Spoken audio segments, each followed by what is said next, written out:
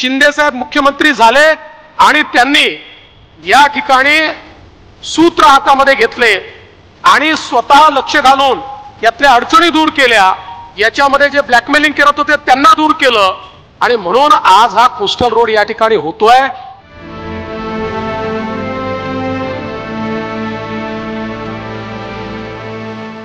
आम्हाला मुंबईचा विकास हवा आहे, आमच्यापेक्षा मुंबई मोठी आहे, आमच्या श्रेयापेक्षा मुंबई मोठी आहे।